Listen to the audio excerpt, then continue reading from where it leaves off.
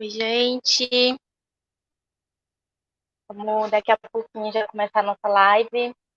Enquanto isso, mandem aí o link para os seus amigos, compartilhem o feed do Facebook, chama todo mundo aí para a gente fazer esse debate.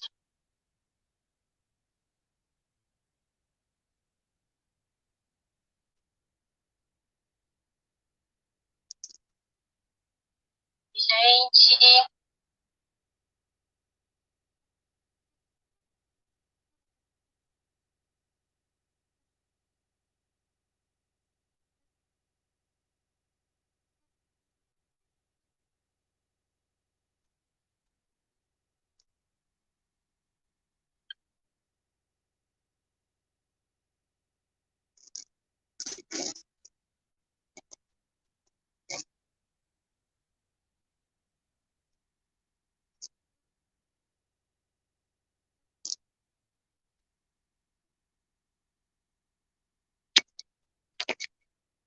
daqui a pouquinho a gente já vai começar nossa live. Esperar a galera aí entrando. Somos amigos.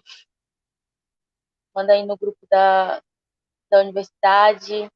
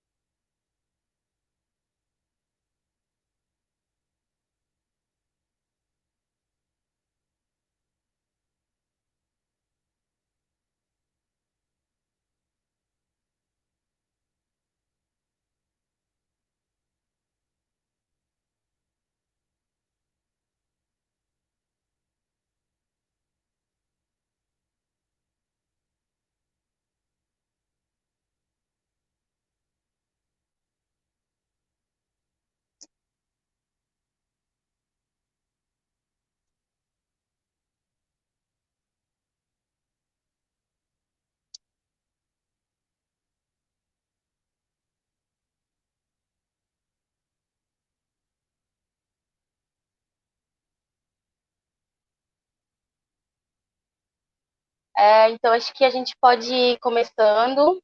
As pessoas vão entrando ainda, mas já vamos dando início aí à nossa live. É, eu me chamo Renata, eu sou da direção do DCE-UFOPA, que é a Universidade Federal do Oeste do Pará. Também sou da diretoria da UES, que é a União de Estudantes de Ensino Superior de Santarém. Sou militante do Movimento Juntos, né? O Movimento Nacional de Juventude. E a gente pensou em formar, né, formular essa live muito pelo debate que está sendo levantado agora, né? Meio à crise do coronavírus, as aulas presenciais corretamente foram suspensas, né? Para que a gente pudesse estar em isolamento social, então medida totalmente acertada das universidades, mas que nesse período a gente sabe que todo período de crise, toda crise que a gente tem, o andar de cima sempre busca colocar, impor as suas ações, as suas deliberações que, por muitas vezes, acabam prejudicando a classe trabalhadora, acabam prejudicando os estudantes.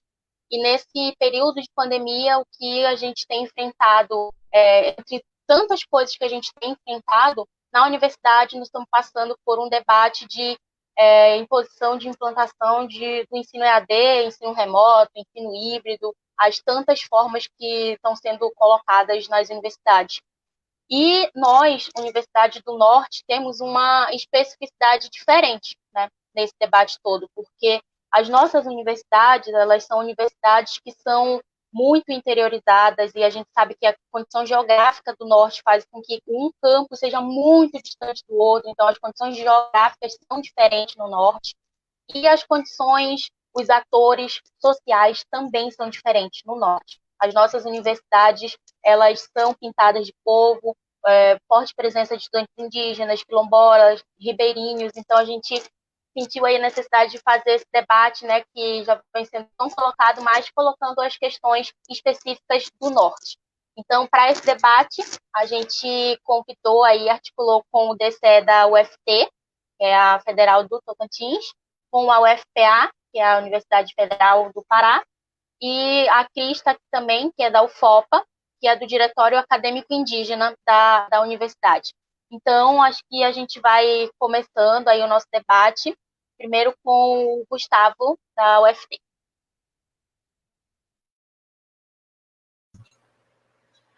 Então, boa tarde. Muito feliz pelo convite, muito feliz por a gente estar falando de universidades do Norte. Acho que a gente se encontra num contexto de isolamento, né, social há muito tempo, as universidades do Norte, o Norte em geral. Um isolamento até mesmo, a gente pode falar, epistemológico, do Sudeste, de outros lugares das outras universidades, né? Então, fiquei muito feliz pelo convite da Renata, agradeço já desde já o convite. Fiquei muito feliz que estou fazendo essa live com mulheres, que isso me deixa muito alegre ver mulheres nesses espaços e espero que isso cada vez mais, né, aconteça, que as pessoas se sintam à vontade. Eu tenho uma fala recentemente numa live da ProEx, de que quanto mais periférico você for, mais coragem, mais espaço, porque as categorias da periferia que fazem a gente mudar o centro. Enfim, está acontecendo.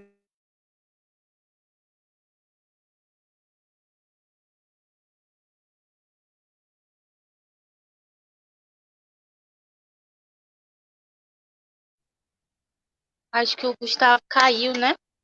Aqui.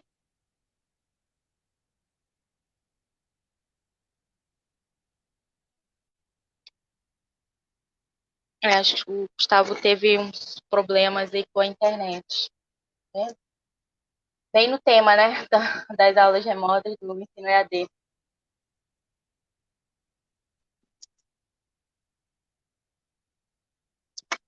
Acho que enquanto o Gustavo não consegue voltar, acho que a gente podia ir passando para a Cris, então.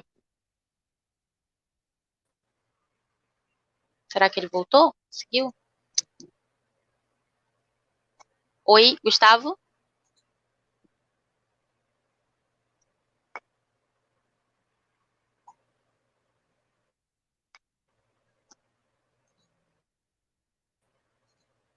Gustavo tá aí? Consegue ouvir a gente? Não, a gente passa para.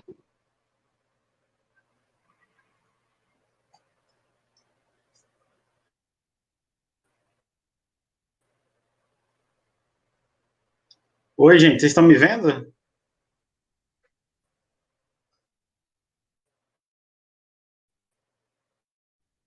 Sim,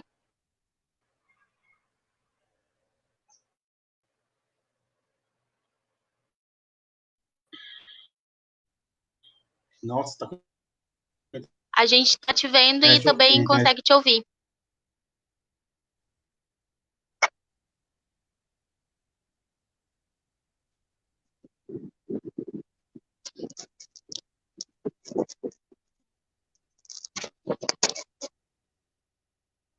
Eu acho que a gente pode passar para a Cris, então, enquanto o Gustavo tenta resolver aí a internet.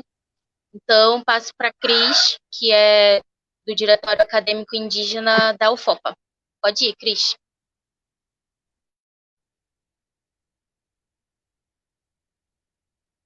Boa tarde a todos, né? A todos que foram convidados a participar dessa live. Quero agradecer o convite, né, da Renata. E esse momento ele é muito importante, né, para nós, quanto alunos, né, acadêmicos de uma universidade federal, né? É esse momento que a educação está sofrendo um grande ataque, então é muito importante a gente fazer, né, esse tipo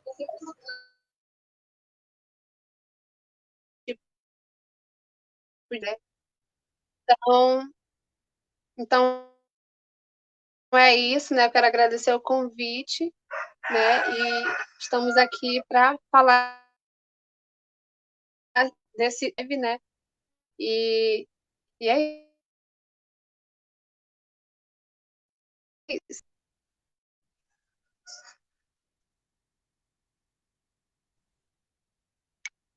Cris, eu acho que pode fazer a tua exposição agora. Falar sobre como que é a realidade da UFOPA, dos estudos indígenas, nesse debate do ensino remoto. Pode ficar à vontade.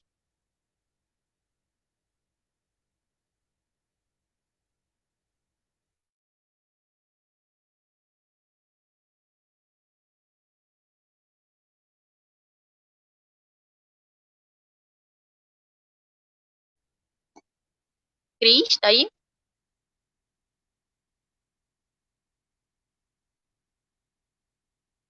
Problemas com a internet. Gustavo conseguiu voltar? Opa, Cris, tá aí. Eu concluí minha fala. É que o Gustavo não está conseguindo entrar ainda. Aí eu acho que tu poderia já fazer a tua exposição, né? Sobre a realidade da UFOPA, a realidade dos estudantes indígenas, como que está sendo recebido, né? Essa proposta aí, né? De ensino remoto. E qual que é a posição, né? Do Diretório Acadêmico Indígena, enfim, dos estudantes aqui da UFOPA.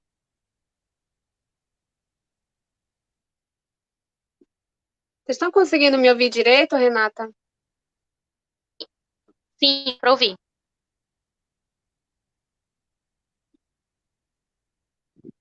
Então, né, aqui na Universidade, né, Federal do Oeste do Pará, nós temos em torno de 500 alunos indígenas, né, e em torno de 200 alunos quilombolas, né. Então, muitos alunos, eles estão nas suas aldeias, né, impossibilitados de retornar nesse momento aqui para, desculpa, gente, para estudar aqui na universidade, visto, né, que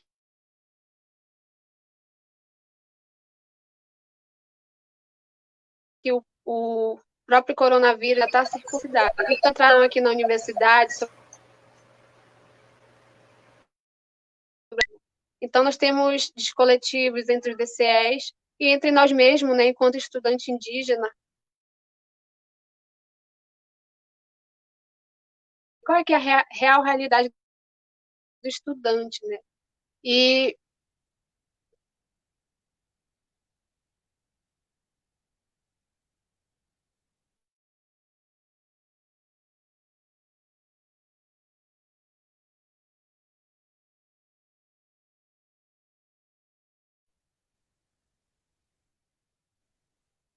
então é nesse sentido, né, que a gente acha super importante debater, né?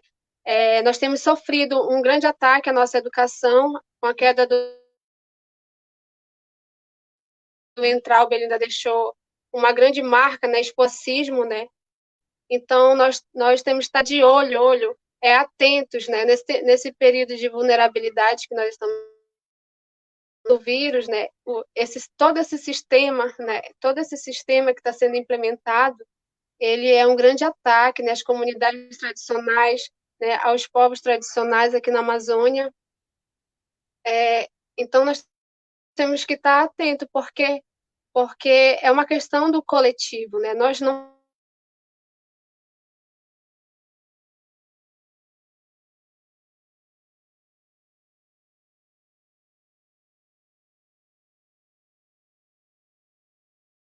podemos pensar no individual.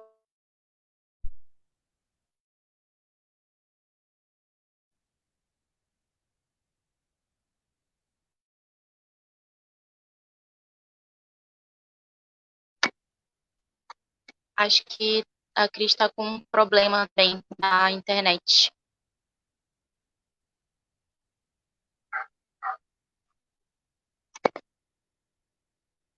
São as dificuldades de conexão, né? Aqui no norte, tá bem explícito assim aí a importância do tema, né? Da gente conseguir debater. Acho que a Cris talvez tenha caído. Não sei se o Gustavo consegue falar agora. A gente está te vendo, Gustavo. Vocês estão me escutando? Minha internet está horrível. Estamos. Eu não sei onde foi que eu parei minha fala, porque teve um momento que apagou tudo. Eu falei, não sei nem se estão me escutando. Acho que pode iniciar novamente, que tava também o áudio estava um pouco difícil. Vocês estão me escutando bem agora? Então, beleza. Bem, gente, queria agradecer a Renata, né, por ter preparado essa live. Acho que é muito interessante a gente fazer esse recorte do Norte, né? Recentemente, eu participei de um congresso aqui na UFT, que era o segundo Copene Norte, que é o Congresso de Pesquisadores Negros da região Norte, né? E a gente estava pensando o isolamento dessa região, né?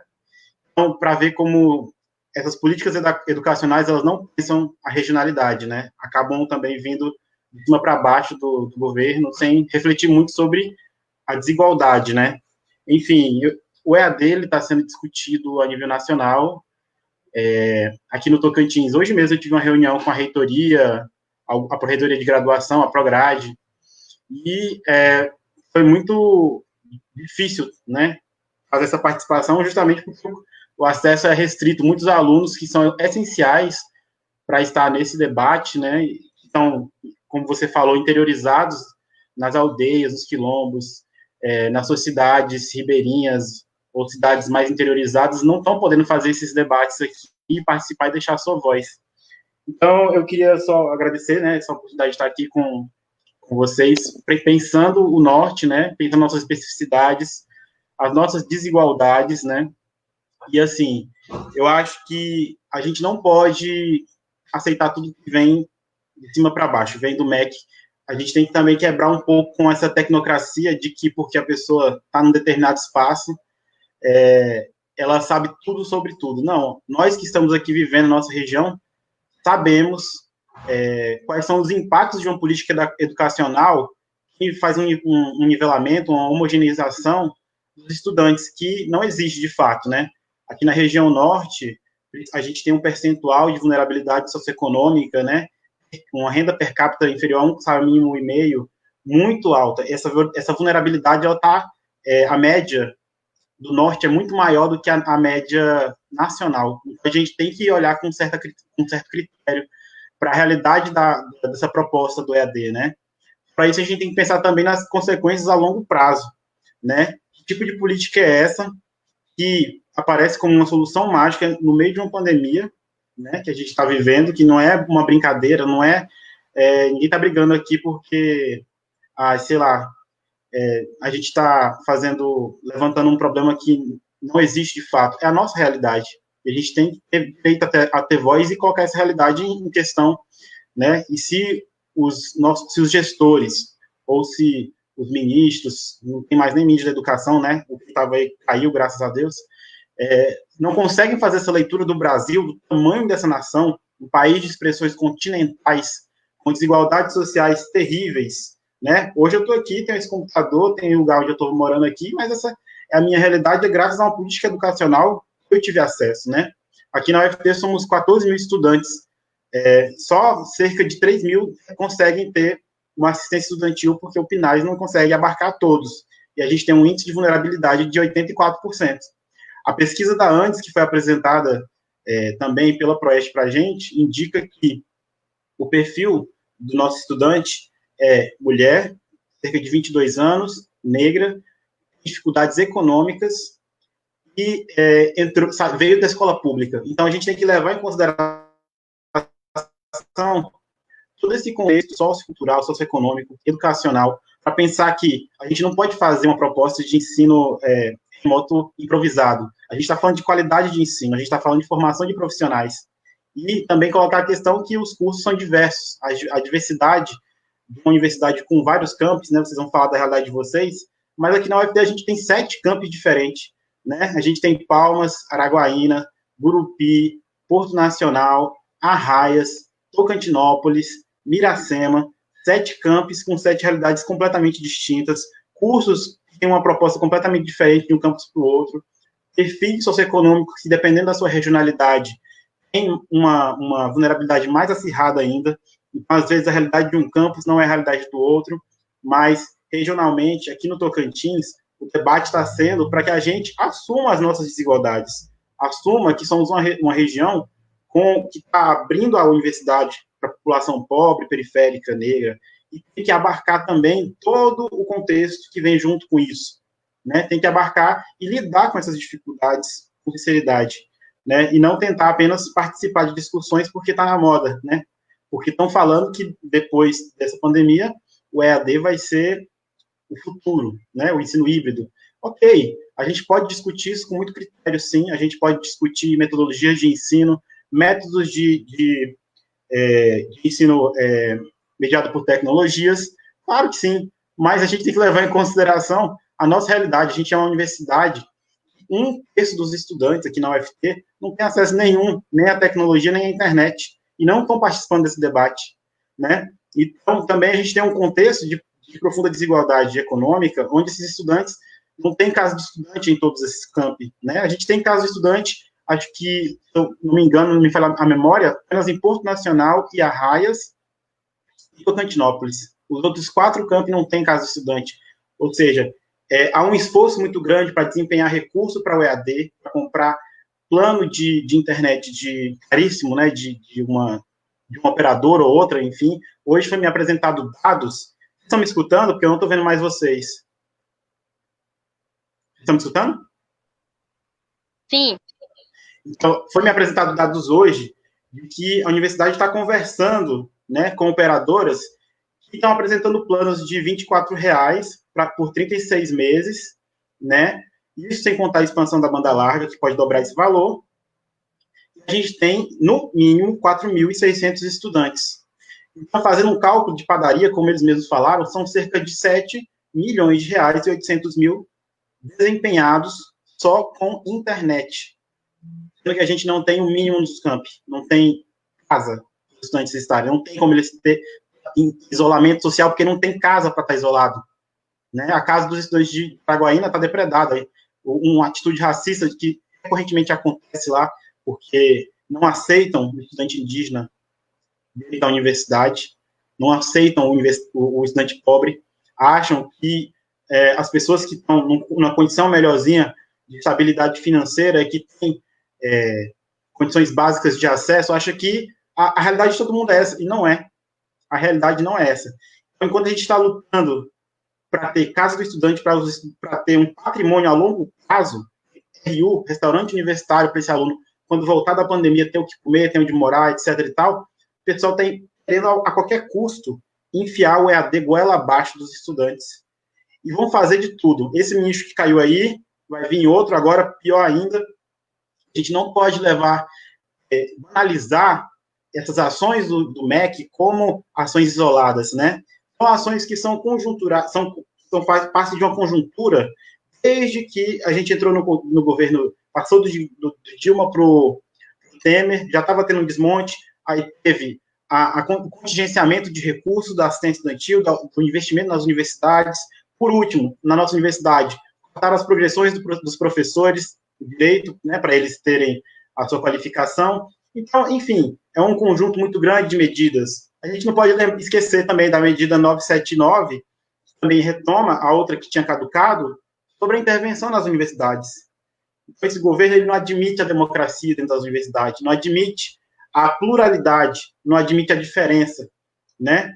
É simbólico, eu lembro daquela entrevista que depois foi revelada do Ministério da Educação, do governo Bolsonaro, onde o ministro da Educação fala que não odeia a palavra povos indígenas, odeia a palavra negro, tal, e atrás dele está um banner com apenas pessoas brancas da Dinamarca, eu não sei de onde é que é o lugar, mas é da Europa, como se ele falasse, ele olhasse para a realidade brasileira e apagasse, fizesse um apagamento de toda a nossa diversidade, de todo o nosso contexto socioeconômico e espacial.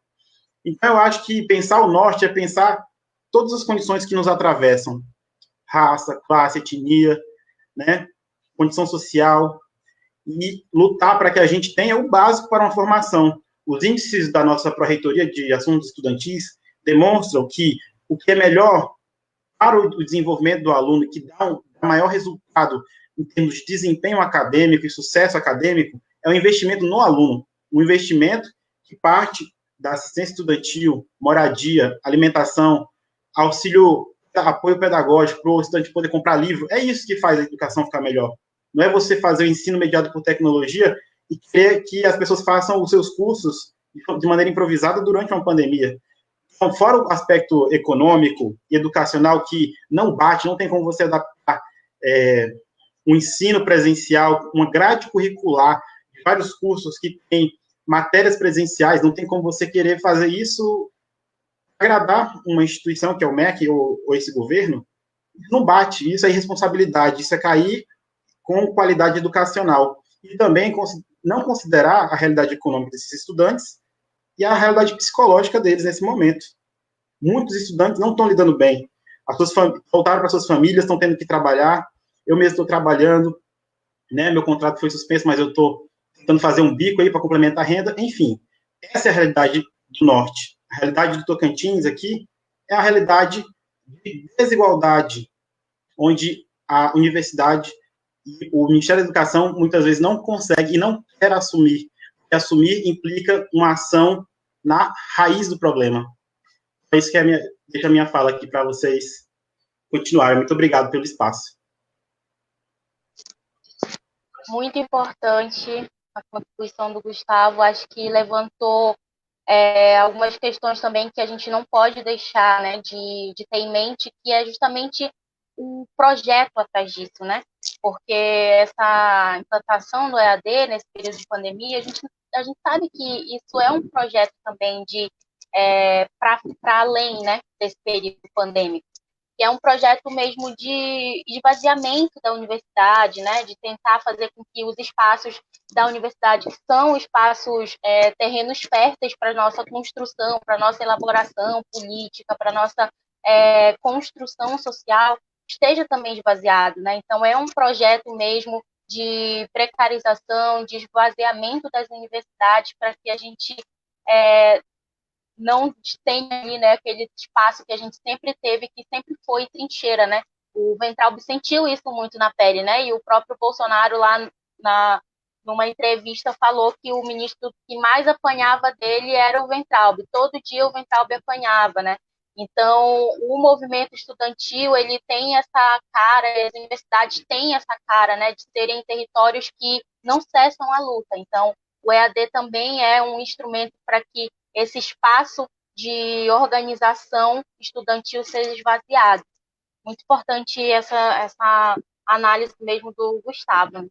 A Cris, ela está com problema de internet, ela me disse que conseguiria ficar só no áudio, mas acho que seria importante ela falar um pouco sobre, né, a situação dos povos indígenas, porque deu uma travadinha. Daí, se ela conseguir falar agora, para a gente também é muito importante a contribuição dela no debate.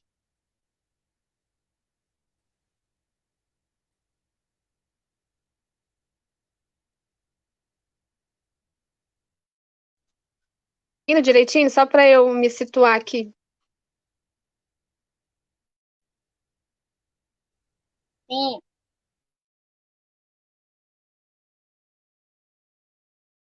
Com a realidade do Universidade Federal.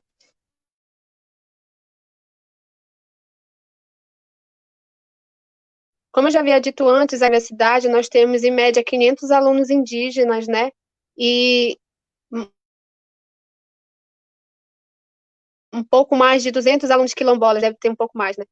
E assim, nesse momento, nós não estamos em mínimas condições, não estamos em nenhuma possibilidade de acompanhar esse tipo de aula, né? Aula online, aula remota, missão que venha desse tipo. Por quê? Nós estamos ainda trabalhando, né, nós lideranças nós estamos ainda trabalhando em uma frente de medidas de proteção às comunidades, né? Porque agora que está se disseminando, né, a contaminação do vírus nas aldeias, né? Aldeias, comunidades e quilombos.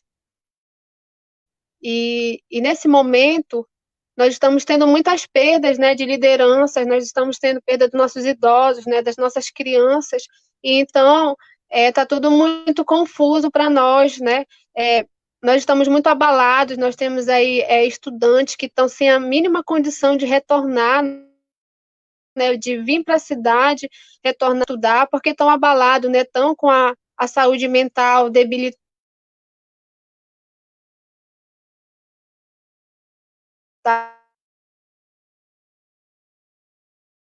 vem trazendo esse debate. internet, se ele tem acesso ao computador, se ele tem acesso essas ferramentas, só que não é bem assim, né? A gente sabe que o aluno que está lá na aldeia, ele não vai poder acessar esse tipo de questionário, né? Ele não vai poder passar essa informação para a universidade. Então, digamos assim, que a universidade, ela está meio que camuflando, né? Dizendo que está consultando a universidade acadêmica, mas não está, né? Houve aí o seminário, né, da Andifes, para mostrar que a comunidade acadêmica está sendo ouvida, mas na verdade não está. Ao mesmo tempo, implementando, né, como o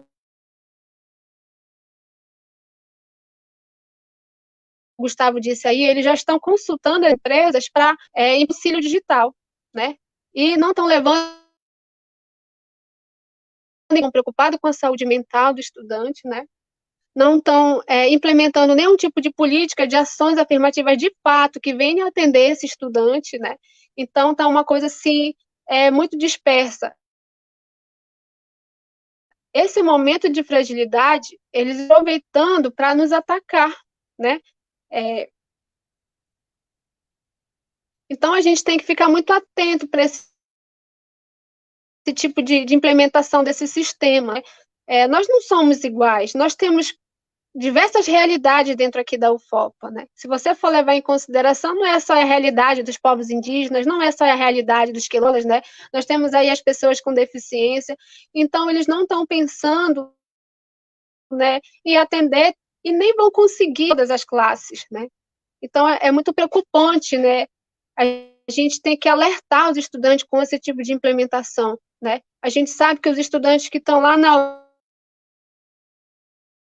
né? Então, é um baque, muito grande, né? Para aquele aluno ser informado, não, vai ter retorno das aulas via remota em julho, setembro, e aquele aluno não está preparado, né? Porque o ensino de aula online, ter acesso a essas ferramentas, ele é um processo de aprendizado, não é assim do dia para a noite, né?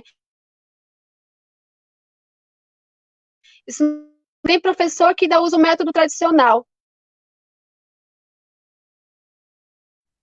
né? Um método fácil, tem acesso a tudo, mas não é uma realidade só dos estudantes. Então, o processo o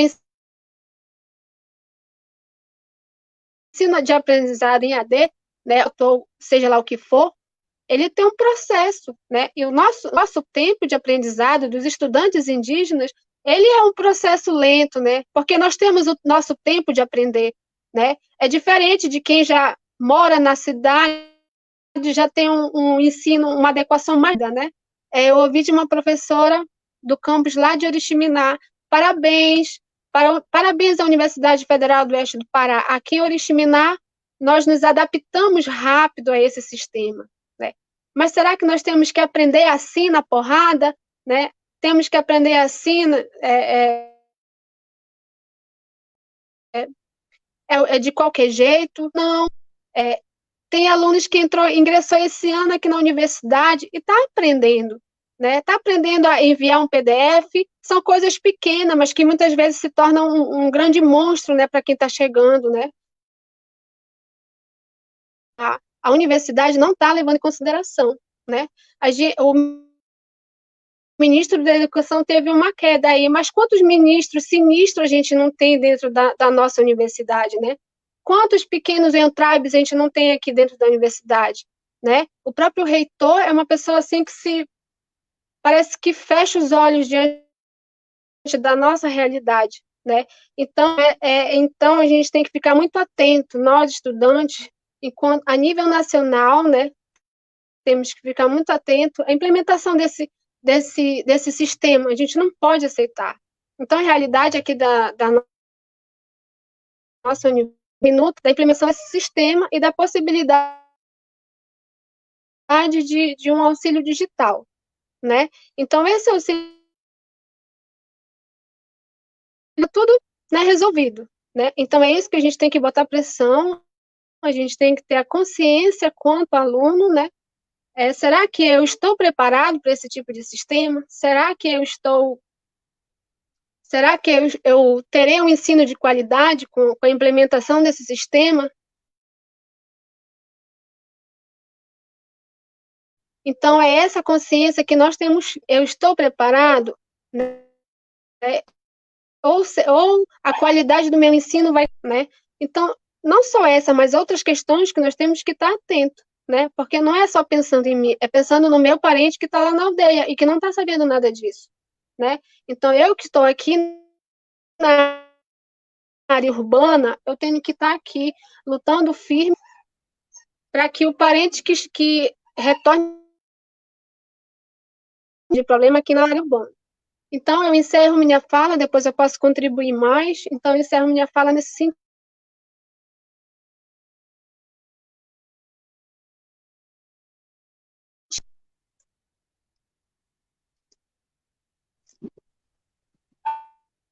Muito importante a contribuição da Cris. Acho que o tema mesmo dos estudantes indígenas, quilombolas, é algo que é muito presente nas nossas universidades e que tem que ser levado em consideração. A gente tem tido uma sequência de reuniões aqui na UFOPA, né, com os acadêmicos, montando a nossa resposta a tudo isso, né, como a Cris falou. Aqui na UFOPA, o reitor da universidade também é bastante inclinado aí, né, ao agora Abrão Weintraub, mas que também tenta minar muitas vezes, né, o debate, a democracia dentro da universidade. Então, a gente tem feito isso pelas nossas próprias mãos, né, o movimento estudantil, fazendo essa conversa com os centros acadêmicos, o DCE, o DAI, o SEC, que é o Coletivo de Estudantes Quilombolas, e, de fato, uma coisa que a gente sempre fala é que nós só vamos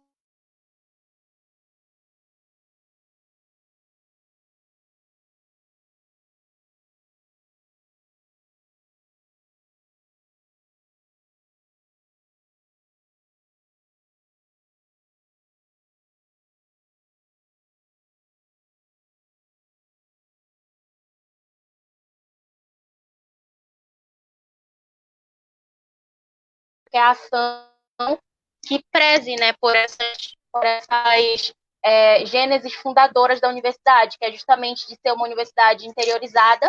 Então, como que nós vamos pensar o ensino EAD se a gente não pensa no campi fora da sede, né? Santarém, a UFOPA tem 7 campos, né, da universidade, que em Santarém as condições já são difíceis, nos campi são ainda mais difíceis, né, as condições de acesso mesmo à internet, e que respeite e que preze pelos estudantes indígenas e quilombolas, que é para quem a gente tanto orgulha de ter uma forte presença na universidade. Então, nós não podemos ter nenhum debate que exclua essa parcela importante de estudantes da nossa universidade. Então, foi muito importante aqui a contribuição da Cris, colocando esses elementos. Daí, a gente vai passar para a Tarsila agora, para fechar essa primeira rodada. Quem tiver perguntas, vai mandando aí nos comentários, que eu vou estar colhendo para a galera responder depois. Tem muitos comentários aqui elogiando, dizendo que é muito importante a live, que é um debate necessário de se fazer, parabenizando pela construção da live, né? Então, quem quiser enviar perguntas também pode mandar, que depois da Tarsila a gente vai abrir aqui para a galera responder. Pode ir, Tarsila. Oi, gente, boa noite. Eu sou Tarsila, eu faço parte do Diretório Central do Estudante da UFPA, Coletivo Juntos. Eu quero agradecer ao convite, agradecer ao DCE UFOPA, ao DCE UFT, ao DAIN da UFOPA, porque, de fato, é muito importante a gente estar discutindo sobre a realidade do norte do país, porque existe uma disparidade muito grande assim, entre a implementação do EAD no Sudeste, no Sul, e a implementação do EAD simplesmente na periferia do país.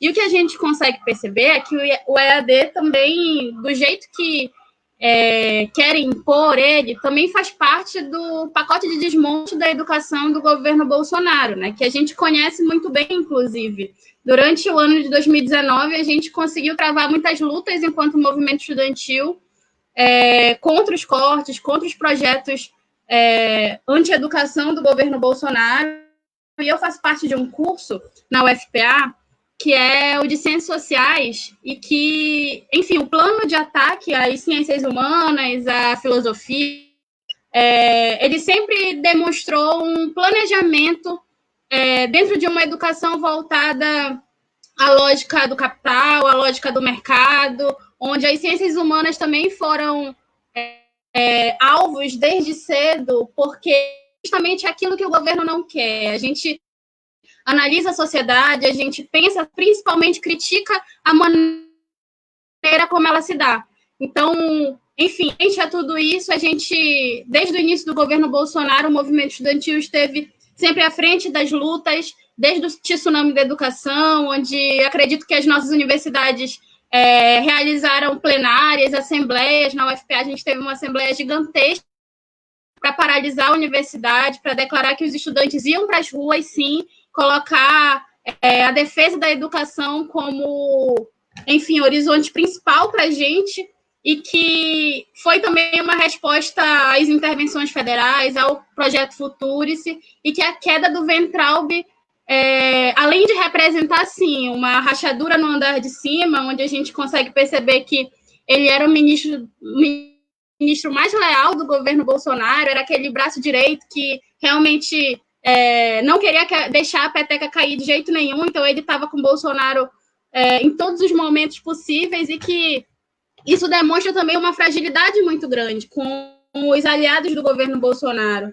Como que, de certa forma, a queda do Weintraub representa, sim, essa rachadura, mas também representa o movimento estudantil. Ele teve um papel fundamental no desgaste do ministro, que tanto os atos que a gente fez em 2019, quanto as nossas ações nas redes sociais agora na pandemia, mostrando que, apesar da gente não estar ocupando as ruas como antigamente, mas, enfim, estamos agora num processo de retorno a isso, mas que a gente também tem diversas formas de também estar levando debate, de estar discutindo politicamente a educação e de que forma as entidades estudantis estão se localizando. Então, não comemorar a queda do ministro da Educação é simplesmente uma contradição que a gente não tem que carregar. E acho que o Movimento Juntos ele está, enfim, trazendo uma resposta muito qualitativa a essa crise também política, de que os estudantes também tiveram uma parcela importantíssima no desgaste, na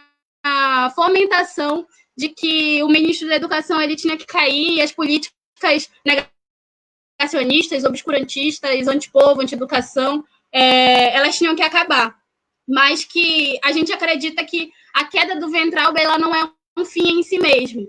Acredito que existe ainda um projeto muito maior a ser derrotado, então as nossas tarefas enquanto entidades estudantis elas permanecem, e se for que o dia de ontem ele deu um gás para todo mundo, a gente realmente se sentiu vitorioso, mas que se a gente for ver no detalhe mesmo, o projeto de educação, de desmonte da educação principalmente, ele segue, e é um projeto a longo prazo, né? Porque os ataques que ele faz, inclusive o Weintraub cair atirando, querendo, enfim, falando sobre as cotas na pós-graduação, falando sobre a maneira como as universidades têm que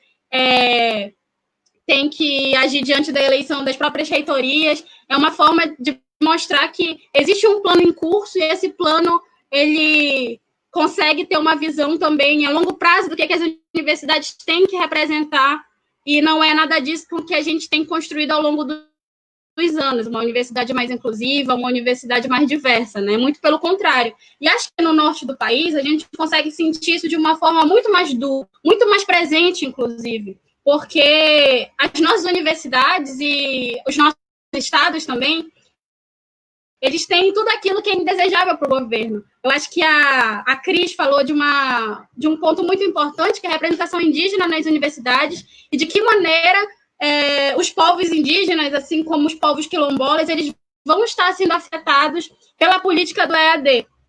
E, enfim, aqui a gente tem uma experiência com o desmonte dos setores públicos, que ele é muito, muito pesado. Assim. Acho que tanto o colapso que aconteceu no Amazonas com o Sistema Único de Saúde, quanto com o sistema funerário, assim como aqui no Pará, da mesma forma que a gente tem visto que em São Paulo, no Rio de Janeiro, eles têm concentrado os maiores números de atingidos pelo coronavírus, porém, os estados com o menor IDH são os estados do norte e do nordeste do país. Então, a gente consegue perceber que, enfim, não precisa um número gigantesco de pessoas hospitalizadas, de pessoas infectadas, de pessoas indo a os nossos hospitais simplesmente entrem em colapso e a gente realmente consiga estar visualizando aí um caos na saúde pública. Então, inclusive, a cidade com o menor índice de desenvolvimento humano, ela fica aqui no Pará, no arquipélago do Marajó, e que, enfim, são disparidades extremas que a gente tem no mesmo país e que é importante a gente levar em consideração tudo isso para estar pensando a política do EAD, porque enquanto que em algumas universidades, principalmente no sul e no sudeste do país, já existe um batalho e estudo para que o EAD se realize com doação de tablets, com doação de molde, enfim, dando a ferramenta necessária para que ele exista. Quando a gente fala do norte e do nordeste, a gente vê que não é só entregar um molde, entregar um tablet, não é só e-book, porque muitas cidades, muitos municípios, muitas aldeias não tem nem sinal de rede. Como é que o estudante vai estudar? Beleza, ele tem um tablet, ele tem a internet dele, mas não existe sinal de rede na cidade onde ele mora. Então, é simplesmente impossível. Então, a UFPA, como a universidade, enfim, mais interiorizada do norte, também a maior universidade do norte do país, tem mais de 50 mil estudantes e tem uma diversidade gigantesca, onde a gente vê que, apesar de hoje eu estar na capital, eu moro e estudo em Belém, a gente consegue perceber que muitos estudantes têm que sair dos seus municípios para poder estar na capital ou então em outro polo da universidade, e que não existe esse cuidado também de perceber qual é o perfil do estudante, de estudar profundamente no detalhe como é que a gente consegue estar pensando a educação para além enfim, de outras formas também. Aqui na UFPA a gente tem tido um debate que é a questão de que, para além da suspensão do calendário acadêmico, que a gente conseguiu também, por unanimidade, também fruto também de uma ação das entidades, do movimento estudantil, mas para além dessa suspensão, a gente também quer o direito a estar permanecendo. Então, não adianta só os estudantes serem liberados, irem para suas casas, se esse estudante dependia do RU para sobreviver. Se todos os dias ele almoçava e jantava na UFPA, ou então se o vale-transporte dele foi cortado pela bolsa que ele atuou na universidade, e aquele valor de 100, 200 reais faz muita diferença no bolso, porque assim que ele conseguia estar se mantendo, conseguia estar mantendo sua família. E daí a gente viu a necessidade de estar construindo um relatório pelo instituto que eu faço parte, que é o Instituto de Filosofia e Ciências Humanas, é o trabalho que a administração superior não fez, que foi de estudar o estudante, de estar, enfim, fazendo uma pesquisa de fato ampla para ver qual o perfil do estudante do instituto e para ver se existia a capacidade de ser implementado o EAD. E a gente viu que não, né? Inclusive, logo depois, a gente conseguiu progredir para um programa de permanência estudantil, que está sendo construído em parceria com os centros acadêmicos. A gente tem o diretor de assistência estudantil do DCE, que também está tocando isso como prioridade, de estar vendo qual a necessidade do estudante no período dessa pandemia. E ontem a gente teve uma vitória muito grande, que foi a divulgação do edital de auxílio alimentação. Então, na UFPA, que tinha o RU no campus da capital, no campus de Belém, e muitos estudantes dependiam desse RU, a gente, enfim, pressionou a Superintendência de Assistência Estudantil para que hoje a gente consiga ter um auxílio alimentação para esses estudantes de baixa renda e que estavam passando necessidade, que muitos deles estão com problema no auxílio emergencial, ainda não foram aceitos, estão em análise, etc. Então, acredito que as tarefas do movimento estudantil permanecem e continuam, né? Acredito que a queda do Weintraub, ela foi o primeiro passo para isso, e que a gente não pode ler como um fim em si mesmo, mas que as nossas articulações, inclusive com o grupo dos DCEs nacionais, que eu, Gustavo o Moara fazemos parte, ele precisa também ter essa para se dar contínua articulação entre as entidades, entre os estudantes, dos DCEs, os CEAs, os DAs, enfim, para que a gente consiga também estar puxando uma agenda de luta. A gente sabe que os atos de rua estão voltando, para ver como isso também pode estar sendo prioridade para o movimento estudantil. Aqui na UFPA, a gente também está passando agora por um processo de eleição da reitoria, e que existem 2 candidatos, um que a gente está apoiando, e o outro é um candidato que prega as ideias bolsonaristas, e acredito que a gente também tem que levar para dentro das nossas organizações a tarefa de estar se envolvendo na eleição para a reitoria, está colocando que reitor eleito tem que ser reitor empossado, e sempre que os nossos passos vêm de longe, né? O movimento estudantil não surgiu agora, o movimento estudantil existe há muito tempo, desde a redemocratização do Brasil, a gente estava ali como linha de frente, desde as lutas históricas pelo passe livre, pela carteirinha de meia, e que o nosso horizonte é para além disso. A gente não quer que as nossas entidades fechem nelas mesmas. A gente quer que o DCE da UFOP, o DCE da UFPA, da UFT, também sejam ferramentas de disputa de um projeto, na verdade, que o plano de educação ele vai para além dos muros da universidade. É a gente pensar também pensar um novo pensar de sociedade, na real. De que forma a gente quer que as entidades estudantis também representem uma nova forma de estar pensando uma alternativa política também, uma de alternativa onde o estudante consiga estar tocando uma tarefa de uma educação emancipadora, onde as nossas universidades consigam ser socialmente referenciadas, e está colocando que os estudantes hoje eles representam essa força de construção e principalmente de esperança de dias melhores, que a gente sabe que com o batalha diário eles vão chegar por meio de muita luta. E aí acredito que o norte do país ele está sendo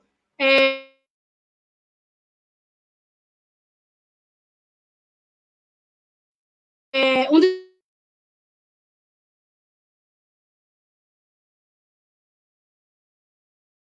protagonistas nisso tudo, porque a gente consegue perceber quais as diversidades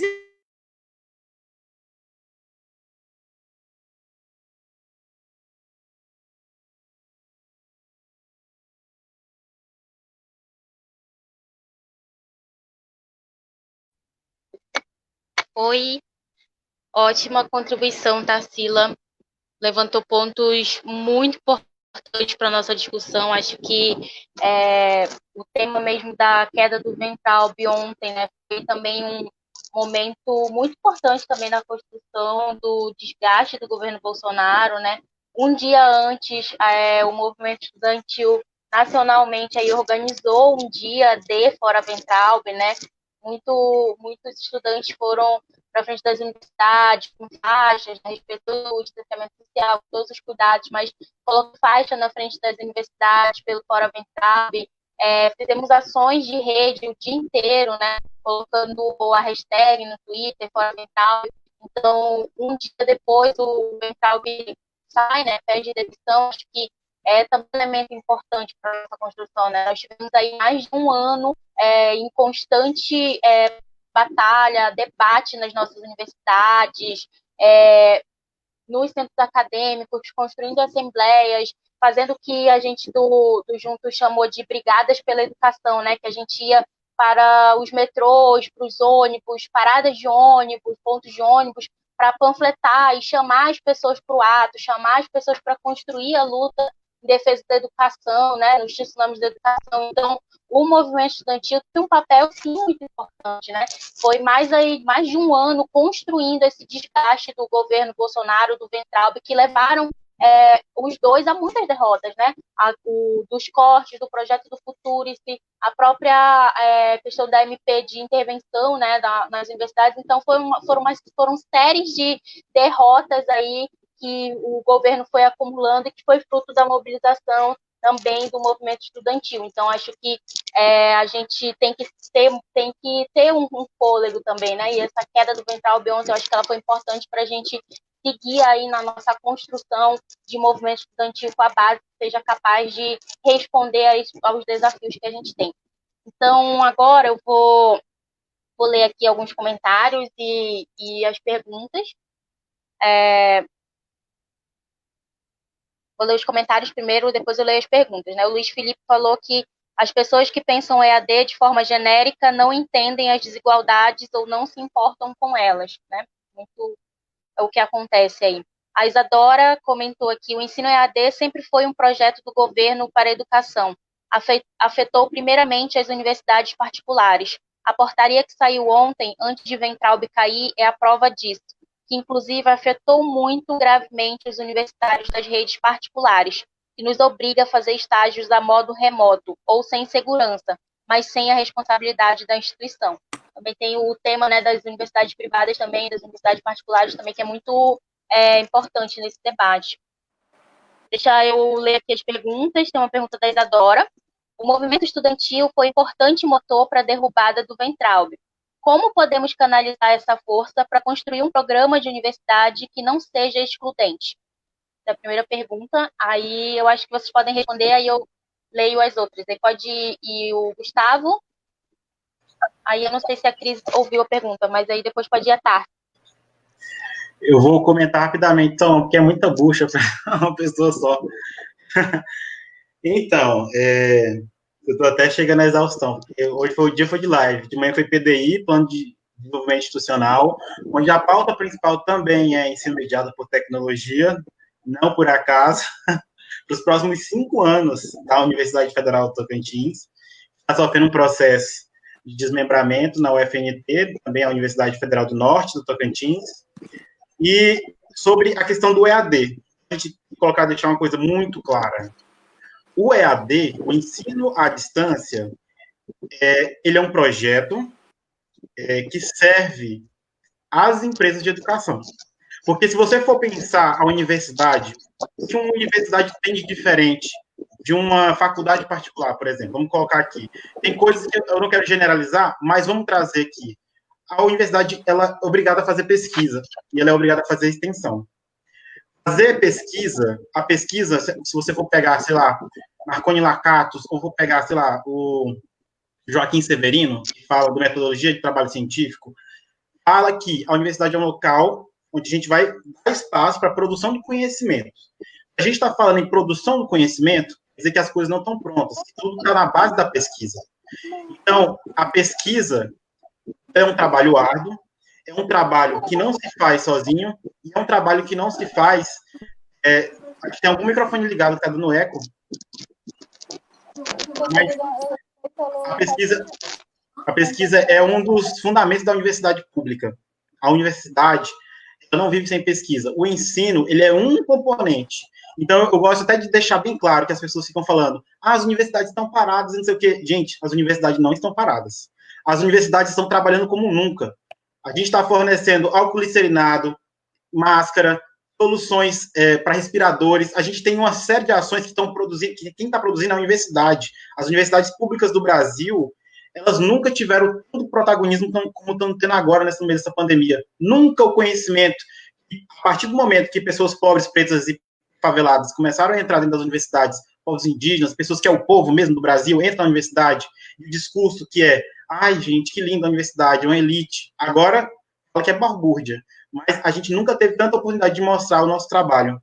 Então, a universidade está sendo parte da solução do problema. Agora eu quero perguntar para vocês, me dá um nome de uma universidade AD que está dando solução, está fazendo pesquisa.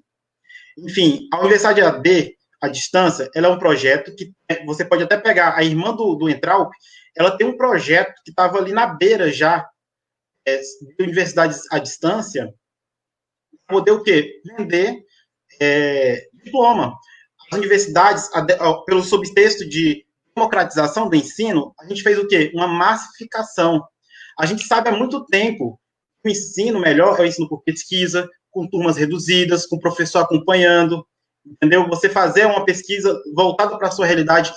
Isso, o EAD, ele não permite com muita abertura. Por isso que as universidades presenciais, elas são uma conquista para a gente. Por isso que quando a gente vai abrir um campus novo em alguma cidade, a gente pensa muito bem, o movimento estudantil às vezes é contra, porque sabe que abrir uma universidade presencial numa cidade sem que o polo onde já existe não esteja concretamente estruturado, isso é ruim. Então, a gente está lutando aqui para que o ensino seja de qualidade, para que, eu estava citando o Joaquim Severino, você tem a sua formação não só profissional, mas uma formação científica e uma formação política. Ou seja, você ser consciente da sua classe, você ser consciente do seu papel na sociedade, você está usufruindo da universidade pública e você tem que dar uma resposta para a sua comunidade, você tem que trazer pesquisa, né, de qualidade, e o ensino à distância, ele demanda uma autonomia do aluno que o ensino público do Brasil não proporciona. É muito fechado. A gente sabe que o perfil do estudante que entra na universidade pública é o estudante que vem da escola pública já precarizada. Então, a gente tem que pensar em formas de fazer uma reparação dessas lacunas, condições de pesquisa, de formar o cientista, né, fortalecer a universidade. Claro, tem defeitos? Claro que tem, mas esses defeitos não tem nada a ver com o caminho que o governo está tomando. O defeito da universidade é falta de investimento, falta de dinheiro, falta de investimento no professor, no aluno, no técnico. A gente teve aqui um gráfico na UFT apresentado pouco antes da pandemia estourar, que era o nível de ingresso de alunos, que era uma curva ascendente, e o nível de profissionais técnicos para atender esses alunos caindo. Então, a gente tem uma universidade com uma desigualdade social muito grande e um assistente social por campus. Um campus, às vezes, que tem mais de 5 mil alunos, como é aqui Palmas, não vou lembrar de cabeça, com um assistente social para dar conta, uma psicóloga. Então, os caminhos que a gente está apontando é que a gente precisa estruturar mais, não baratear o ensino, porque, gente, conhecimento é caro. Você dá um ensino de qualidade, custa caro sim, vale o investimento, porque hoje a gente está vendo, a gente precisa de uma vacina aqui no Brasil, a gente não tem. As universidades é o espaço onde está sendo construído, e isso não cai do céu, entendeu? Não é um gênio que está pensando em uma maçã cair na cabeça dele. É condições para que o conhecimento seja gerado. É um laboratório bem estruturado. É investimento em pesquisa. E isso não se faz com o governo, corta todo ano a verba e fala para a universidade se virar com o que tem. Isso não existe. Então, gente, tem que ser muito crítico. Quando você opta pelo ensino presencial, você está levando toda essa carga da universidade pública. Não pode ser tirado nada, tem que ser colocado mais investimento. É só isso sobre o ensino EAD que eu queria colocar.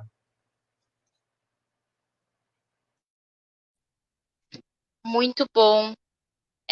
Inclusive, acho que esse debate, né, de que as universidades estão paradas, né, ele está sendo colocado em diversos espaços, né? Aqui mesmo na UFOPA, o reitor da universidade, no seminário da Andifes, falou que a universidade estava parada, sendo que a UFOPA tem aí também feito um trabalho tanto no sentido de campanha de solidariedade, né, com doação de alimentos, mas também na produção de álcool em gel, de equipamentos de proteção individual. Então, a universidade, ela não está parada, né? Ela está continuando suas pesquisas, suas formulações, que muito ajudam nesse momento de crise, né, do coronavírus. Então, deixa eu ler aqui de novo a pergunta. Aí, se a Cris ou a Tassi sentiria vontade para responder. O movimento estudantil, essa foi a Isadora que fez, o movimento estudantil foi um importante motor para a derrubada do Weintraub. Como podemos canalizar essa força para construir um programa de universidade que não seja excludente? Eu não quero atrapalhar as meninas, não. Só falar com assim, fora Bolsonaro primeiro, depois a gente pensa o resto.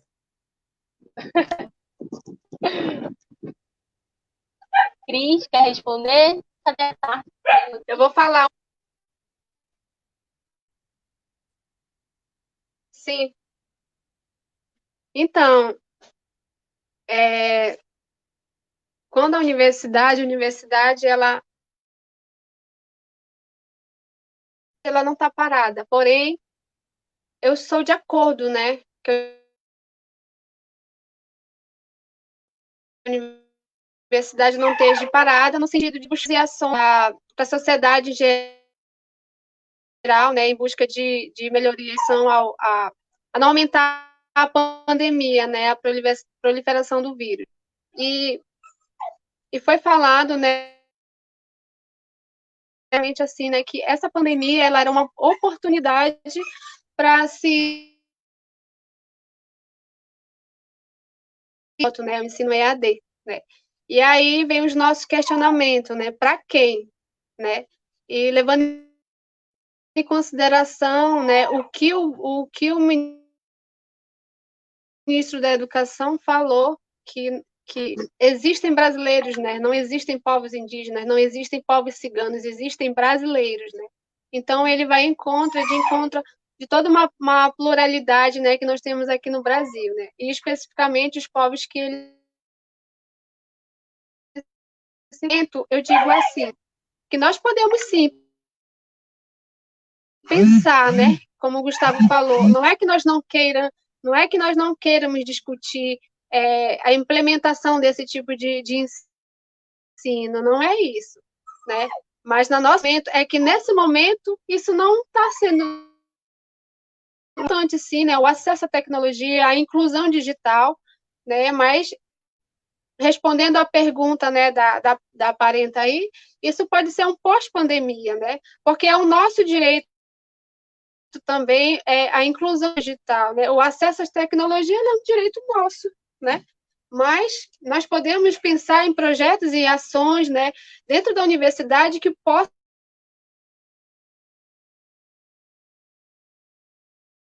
atender esses povos, né? Por exemplo, na universidade temos o social, né? Quando os alunos ingressam na universidade, eles têm um impacto. Eles têm um impacto, né? Eu vou Então, eles têm um primeiro impacto, porque é o primeiro contato com a tecnologia, né? É um primeiro contato com esse mundo, né? Então, aí ele passa a aprender gradativamente, né? Ele passa a aprender devagar, né? No seu tempo. Não é assim, né? Não é assim rápido, é um processo, né? Não é um aprendizado rápido, né? É um processo gradativamente. Então, respondendo, nesse momento, não é o momento de nós discutirmos esse ensino de aula, né? O sistema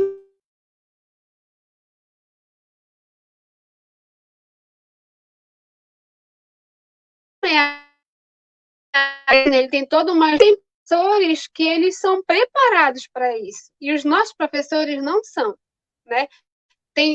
Quer dizer, não generalizando tudo e muito menos os alunos, né? Então,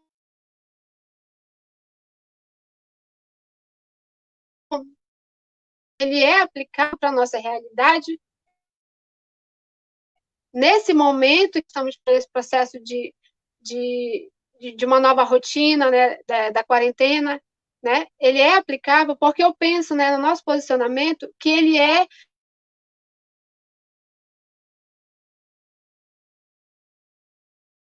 ao ensino da aula para ele não substitui, né, o ensino de qualidade, que ele não substitui aquela aula, né, principalmente nós povos indígenas, nós quilombolas, porque nós precisamos, né, de um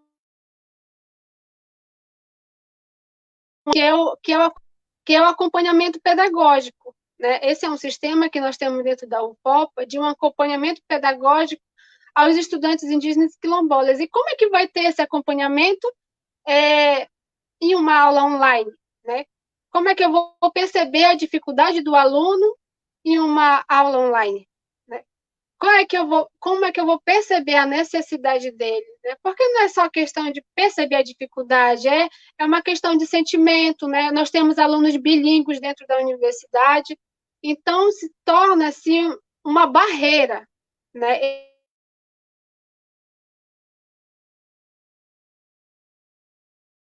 Esse tipo de amizade que nós queremos.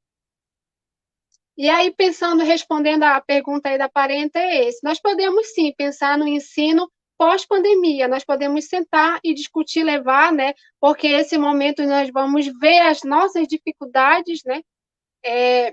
Nós veremos, agora nós estamos cientes, né? Que nós temos muitas dificuldades, né? Nós estamos vendo qual que é a falha, né, na sociedade, em questão de inclusão digital. Nós temos mais povos excluídos do que incluídos, né? Então, aí eu encerro aqui a minha fala. Muito importante, Cris, foi pontuado. Tem outra pergunta que foi o Theo que fez. Qual o papel do movimento estudantil no cenário que estamos vivendo? com Bolsonaro e seu governo atuando de todas as formas para desmontar a educação? Daí, Gustavo pode responder. Eu respondo. O pessoal caiu a chamada, mas tem uma frase que eu citei recentemente, até numa live, que o passado ele não é para você repetir, é para você meditar nele. Então, o movimento estudantil, ele sempre foi vanguarda. Não há como a gente pensar que a queda do ministro Ian Traup tem a ver apenas com a questão dele estar sendo investigado por fake news e estar com medo de ser preso e vazou para fora do Brasil. Não é isso. Não é só isso. Né? A gente tem que lembrar que o Vélez caiu com a pressão do movimento estudantil também. Ricardo Vélez, quem que lembra? A gente que é millennial, que nasceu pós 2000, tem uma memória meio curta, né? A gente já teve 2 ministros da educação. E tudo isso aconteceu com pressão do movimento estudantil. Por quê? Porque as universidades, mesmo com todas as dificuldades, é o espaço onde a gente tem um tempo para reflexão. Um tempo para reflexão qualificada. Porque quando você entra em contato com a pesquisa, você sabe que o pensamento é como a parente falou, que o conhecimento, ele não é uma mercadoria. Você não pede uma aula de, sei lá, políticas públicas com 2 batatas fritas. Tem um processo onde você entende tudo que tem a ver com o assunto.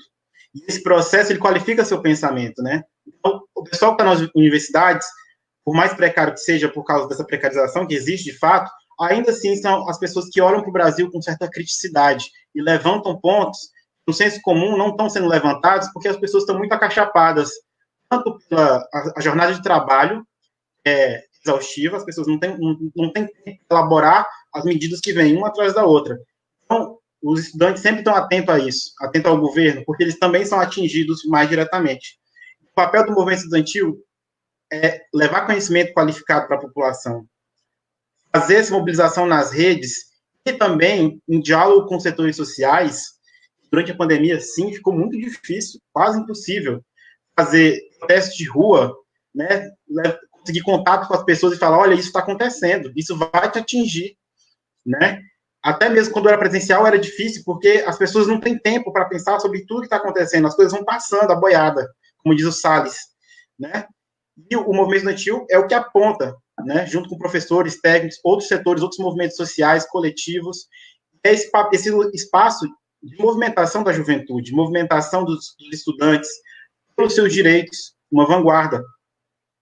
Isso, nesse momento, tem se tornado crucial, porque os muitos de nós, que têm resistido durante esse período da pandemia, têm ficado cada vez mais atentos a essas medidas e informado a população em relação a tudo isso que está acontecendo. Então, eu acho que o movimento estudantil ele tem que ser um braço dos movimentos sociais, né? Tem que ser um braço de apoio, um braço de suporte e de mobilização com a população, com a sua comunidade. A universidade tem um campus, todo campus localizado numa territorialidade, né? Às vezes essa territorialidade é longe do espaço comum. Por exemplo, aqui na UFT, a gente tem o nosso campus, ele é na Praia da Graciosa, né? Ele não é dentro da cidade. A capacidade de mobilização, às vezes, fica difícil. Apenas os estudantes que estão ali dentro, que pegam ônibus para ir para lá e tal, a gente não consegue fazer uma movimentação tão grande nas ruas com facilidade. A gente tem que ir, marcar e tal, conversar com os movimentos sociais. E esse é o papel do movimento social, que sempre foi organizar, participar, né? Tem movimentos que saem das periferias, não saem dos movimentos estudantil. E a gente tem que dar esse apoio, né? Enfim, então, para mim, muito, além de ser o espaço do movimento estudantil, de mobilização dos estudantes em prol dos seus direitos, tem que ser também um espaço de mobilização em prol da sua comunidade.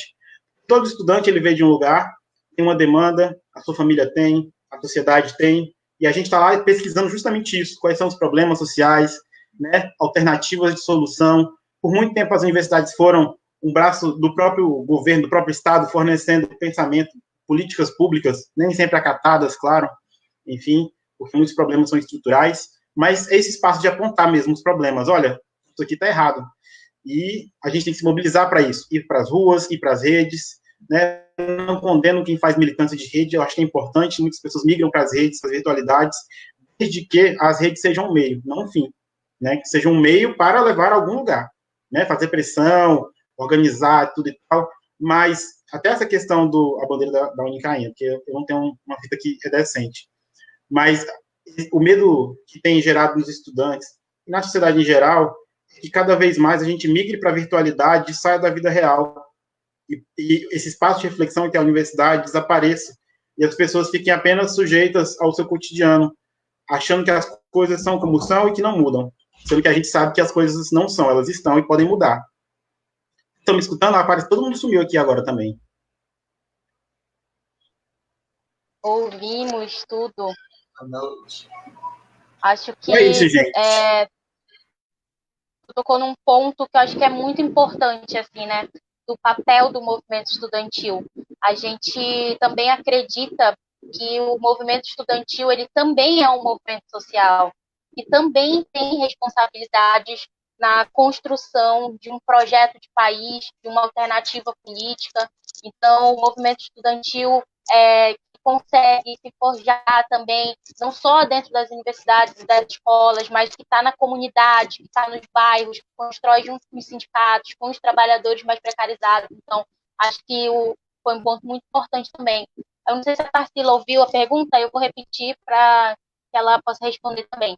Qual o papel do movimento estudantil no cenário que estamos vivendo, com Bolsonaro e seu governo atuando de todas as formas para desmontar a educação? E a outra pergunta, e a última, que aí já pode responder junto, que é o que vocês acham da possibilidade do EAD se tornar... O que vocês acham a possibilidade do EAD se tornar algo viável a todos, ou isso não é possível tendo em vista as desigualdades do país? As duas perguntas.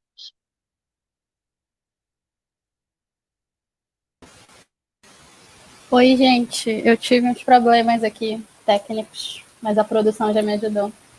Mas eu caí justamente naquela pergunta da Isadora, né? E aí eu não consegui ouvir a explicação do Gustavo e da Cris. Estava tentando. Peguei esse finalzinho do Gustavo e concordo bastante, inclusive. Em relação à pergunta anterior, que aí eu também respondo da Isadora, que eu não estava aqui, mas eu ouvi, que era sobre o trabalho do movimento estudantil que a gente já vem fazendo, e como unir forças com essa energia do movimento estudantil para estar planejando um programa de universidade que não seja excludente, né? E acredito que tudo que a gente tem construído até agora, em defesa da educação, os atos de rua, a defesa da própria democracia da universidade, tudo isso perpassa também pela universidade que a gente quer. Não que as nossas universidades elas são perfeitas em si mesmas, etc. Não, existem muitos déficits e a gente sabe muito bem fazer a crítica quando ela precisa ser feita, né?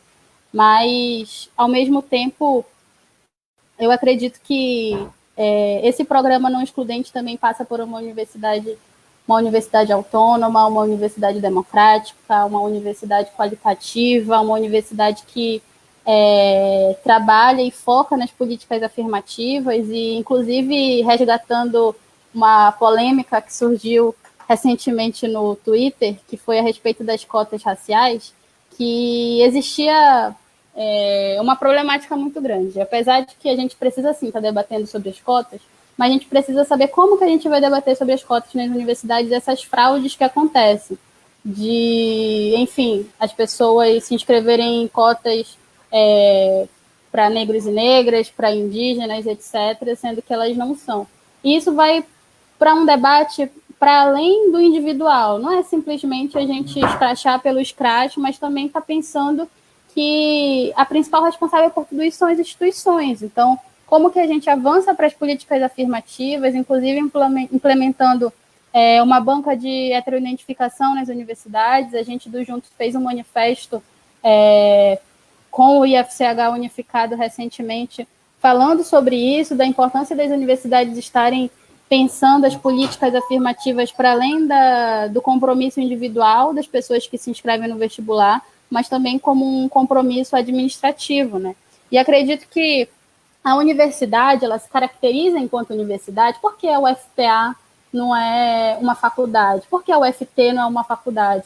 Porque elas têm em si um projeto, e esse projeto ele perpassa pelo tripé ensino, pesquisa e extensão. Então, as universidades elas precisam estar em contato para além dos seus próprios muros. Não tem como o estudante só ter aula e voltar para casa. Ele precisa estar produzindo, ele precisa estar pensando em sociedade, ele precisa estar pensando como que os projetos que a gente desenvolve nas universidades também vão atingir a comunidade, como que ele pode estar pensando a universidade, por exemplo, a UFPA, a UFOPA, como uma universidade sem ser um fim nela mesma, mas também estando conectada com os povos indígenas, estando conectada com a realidade da Amazônia. Então, pensar o tripé ensino, pesquisa e extensão é primordial para a gente também estar vendo o local que essas universidades estão inseridas, né? E, enfim, tudo isso também vai pela diversidade que a gente tem. Aí, já engatando na última pergunta do EAD, que o Felipe fez, inclusive o Felipe é lá da UFPA, meu amigo, o EAD pode se tornar algo viável a todos? Bem, hoje não. Hoje é impossível ter um EAD na UFOP, é impossível ter um EAD na UFT, na UFPA. Mas o que a gente quer, na verdade? É simplesmente ver as diferenças e entender que elas existem, que são diferentes, que a UFPA é diferente da UFRJ, da UF, etc. Beleza, a gente precisa entender essas diferenças, mas como a gente vai atuar nessas diferenças, respeitando, obviamente, todas as suas localidades e tendo para si que a educação simplesmente não pode parar, né? A educação, ela perpassa por tudo aquilo que a gente já tinha falado antes. Hoje, as universidades não estão paradas, elas estão produzindo álcool em gel, estão produzindo máscaras, estão tendo seus trabalhos de solidariedade, como as arrecadações para os alunos de baixa renda, como as campanhas para arrecadação de alimentos, como está acontecendo aqui na Universidade Federal do Sul e Sudeste do Pará. Então, trabalhar para o avanço também. A gente não quer que simplesmente o Brasil ele se localize para sempre como um país que serve as grandes empresas, principalmente a Amazônia, né? A gente não quer que a Amazônia para sempre se caracterize como um objeto de exploração e de opressão das grandes empresas, do capitalismo e etc. Então, caminhar para estar avançando também tudo isso. Quem sabe um dia a gente pode estar falando em EAD na UFPA ou não. Ou isso realmente vai ter que, enfim, estar respeitando também o que existe. Acho que não tem como a gente simplesmente dar uma carteirada agora e dizer que, beleza, daqui para 10 anos o EAD vai ser viável no Brasil inteiro, porque simplesmente as coisas acontecem, o movimento tem suas contradições, as coisas têm suas diferenças, mas que a gente consiga avançar para que a educação realmente seja universal, né? E aí, já engatando para a última pergunta de fato, eu acredito que as tarefas que o movimento estudantil tem agora, elas são tarefas muito importantes e responsáveis para além do movimento estudantil, porque quando a gente fala em defesa da educação, a gente simplesmente está falando de uma luta de maioria social, né? Onde a gente consegue perceber que, por exemplo, a gente está na universidade hoje, faz graduação, mas muitos de nós foram os primeiros da sua família a entrar na universidade. Então, o que significa para os nossos pais, para os nossos avós, ter um filho, um neto, sendo o primeiro da família a estar ocupando um curso de graduação, a estar, enfim, mudando a lógica que existe de certa forma, né? Mas que as tarefas do movimento estudantil, elas têm que passar pela formulação de um novo projeto de sociedade. E aí, quando a gente fala em resistência, essa resistência é tanto nas nossas entidades, é tanto nas passagens de sala que a gente faz toda semana, que o professor diz para a gente esperar mais 5 minutos e é 20, é 30, mas, enfim, tudo isso também perpassa pelo diálogo no olho, e que no bojo dessa resistência a gente quer, de fato, estar construindo uma alternativa de mundo, né? Porque do jeito que está não dá para continuar. A gente sabe que o Bolsonaro ele se elegeu numa lógica de negar o sistema que estava imposto, de se colocar como o salvador da pátria e etc. E a gente estava sempre num batalho, desde o vira-voto, desde os atos ele não. E o movimento estudantil ele tem que continuar sendo o protagonista das lutas, né? Tanto das lutas específicas pela educação, quanto das lutas gerais mesmo pela sociedade. Quantos de nós não estávamos nos atos contra a reforma da Previdência, por exemplo? Quantos de nós não estávamos nos atos pelas lutas antirracistas, antifascistas? Então, a gente também é um sujeito que carrega em si a tarefa de estar mudando a ordem das coisas, mudando a lógica. Quando a gente fala muito de que a gente está numa situação de pandemia e se ouve muito quando que a gente vai voltar para a normalidade, quando que a gente vai voltar para o normal. Mas eu acredito que a gente não tem que voltar para o normal, até porque aquele normal antigo, ele era mortal para nós. O que significava um normal onde a juventude negra ela era o alvo das balas de extermínio? Como é que significava esse... Eu não quero voltar para o normal, onde as mulheres continuavam sendo estupradas dentro das suas próprias casas, etc. Acho que a união de todas essas lutas ela é fundamental e a gente, enquanto juventude, enquanto estudantes, carrega em si uma força, uma garra e principalmente a esperança de que dias melhores são possíveis e que as entidades estudantis que a gente constrói, as organizações, os coletivos, eles também são primordiais para estar mudando a lógica das coisas. E essa mudança perpassa enfim, por muito sangue nos olhos, muito trabalho, é um trabalho de formiguinha, mas que a gente sabe que as coisas podem melhorar. É isso. Eu gostei muito da sua fala, eu queria apontar uma coisa antes que eu esquecesse, que é sobre uma coisa essencial, que a gente tem que fazer outras lives sobre isso com a Universidade do Amazonas e de outros lugares, que a gente que está no norte, a gente está localizado na região amazônica. Eu até botei um mapinha na arte. A gente está na região amazônica, isso não é uma coisa em vão. As universidades que estão na região amazônica têm um compromisso com a preservação desse espaço. E se a universidade é esse espaço da produção do conhecimento, a gente tem que pensar, a universidade também deveria ser, não posso dizer que mas é o lugar de produção de tecnologia para a soberania nacional. Eu posso falar pelo meu estado, Tocantins. A gente é conhecido pela pecuária, né? A gente tem uma ampla região amazônica e somos conhecidos pela pecuária. A nossa a senadora mais famosa, que é deputada e tal, a Cátia Abreu, ela é famosa pelo engajamento com o agronegócio, etc. e tal. E as universidades são espaços onde a gente está discutindo o quê? A realidade do mundo. Enquanto os governos estão com uma lógica de incentivo à produção de commodity para outros países, né? Ou seja, pasta base, matéria base, as discussões que estão acontecendo no mundo formas, e isso na pandemia também ficou claro, formas da gente reduzir o aquecimento global, melhorar as condições de vida das pessoas, preservar nossas águas, preservar a diversidade da flora, da fauna, etc. Enfim, esse é o debate, o da vida. A gente aqui nas universidades, a gente está colocando em questão o quê? Que a gente está em cima de um território, a gente carrega toda a carga histórica desse território. Seja a morte, o genocídio, a escravidão, a exploração, o extrativismo, tudo isso foram erros do passado.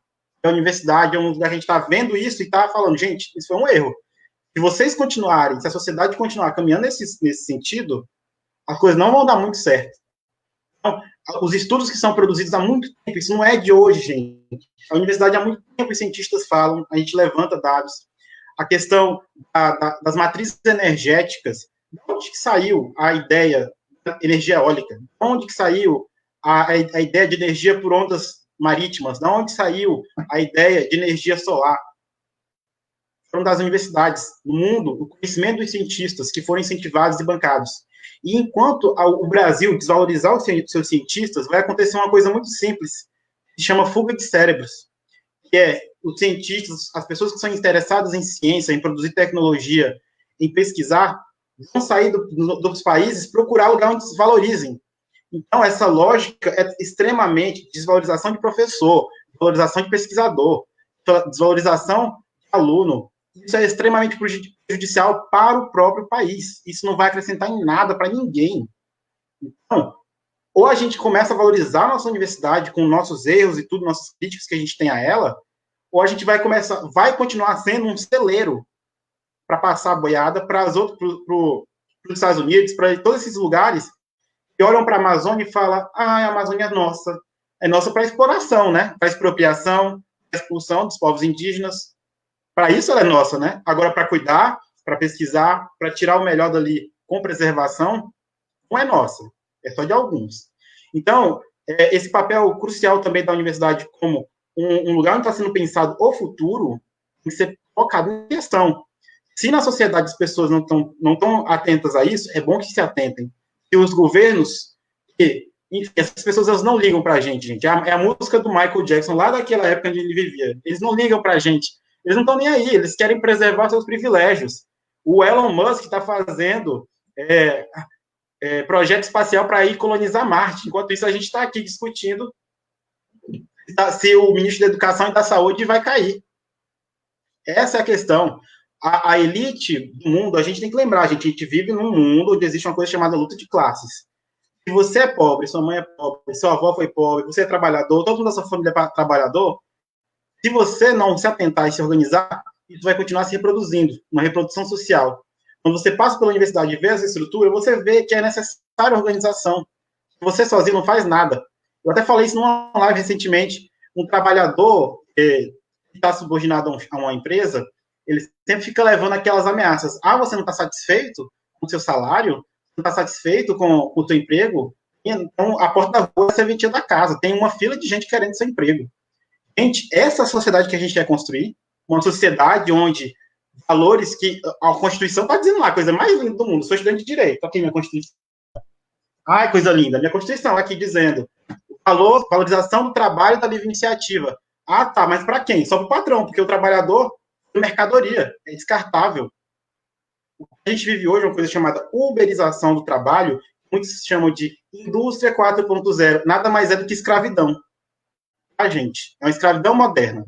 Você tem que trabalhar no seu próprio computador, na sua própria casa, com a sua própria energia, sem assistência social, sem previdência, ok? Você não tem mais segurança da sua casa para o trabalho, você chega, se você for acidentado, você que se vire.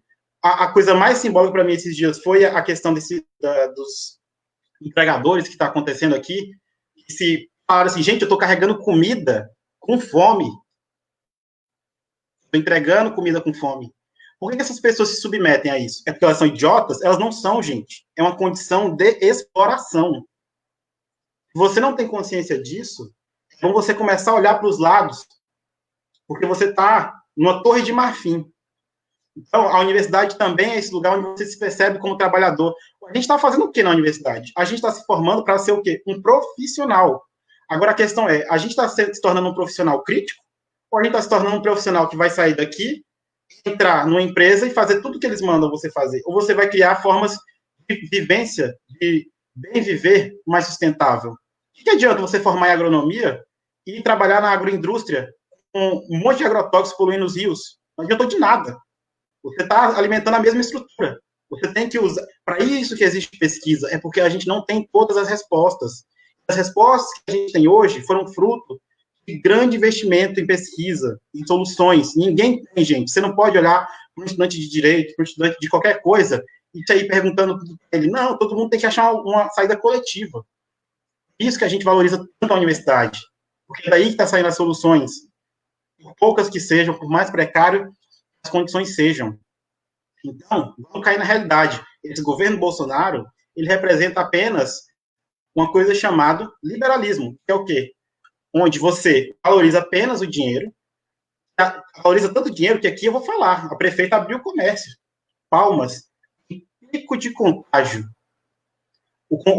Teve um rapaz que era médico, conselheiro do CFM, Conselho Federal de Medicina, que falou, gente, não é o horário para você abrir o comércio. Vocês estão em pico de pandemia, pico de contágio. A solução de você, numa curva ascendente, você aprendeu lá com Bhaskara, na época da sua escola, hoje você está sabendo para que serve? Numa curva ascendente de contágio, você abrir o comércio, falar, gente, se contaminar mais, a gente fecha. Você está empurrando um monte de trabalhador para a morte. Eu até escrevi um texto, mandei para publicar, falando assim, escrevi, vocês estão mandando as pessoas, o João e a Maria, para virar mais um número no boletim epidemiológico.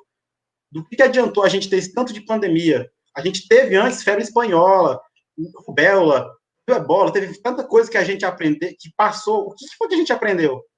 Isso. E aí as pessoas, o patrão fica muito feliz em falar, não, tem que empreender, tem que ir, tem que não sei o quê. Ele na casa dele, com o computadorzinho dele, mandando, e aí, como é que é o faturamento?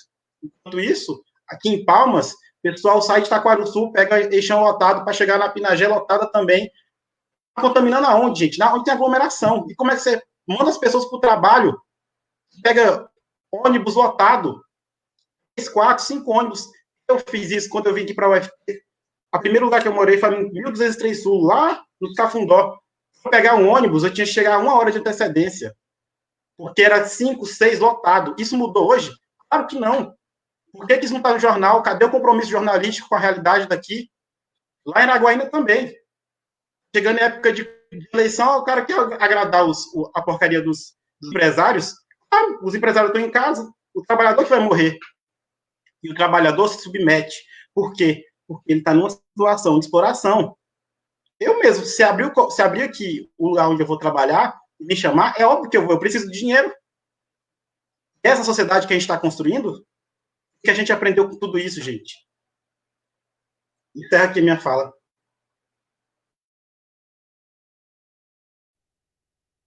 Muito bom, acho que a fala da Tarsila foi muito potente, assim, eu até me senti mais viva, né, com mais condição também, vontade de cada vez mais organizar a luta coletiva.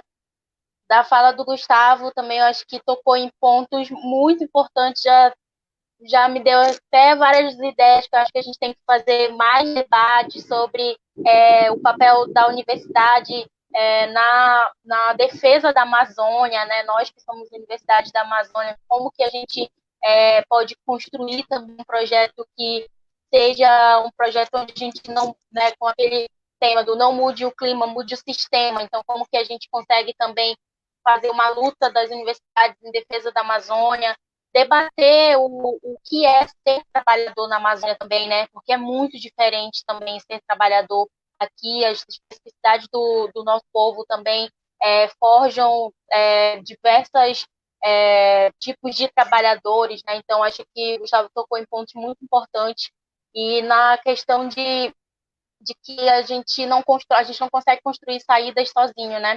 A gente constrói coletivamente, esse é um dos papéis da universidade. Eu acho que as nossas entidades, nesse sentido, também cumprem um papel muito importante da gente construir saídas coletivas.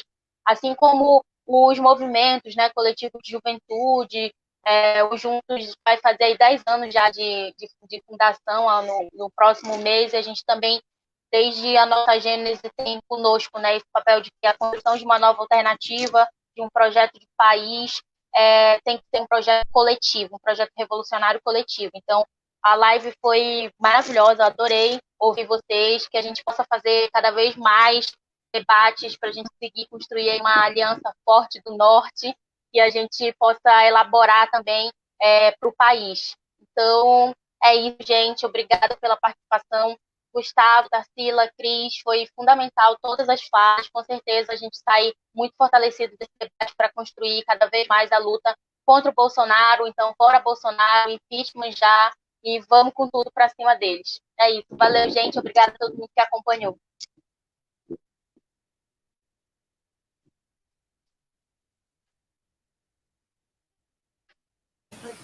Tchau, gente.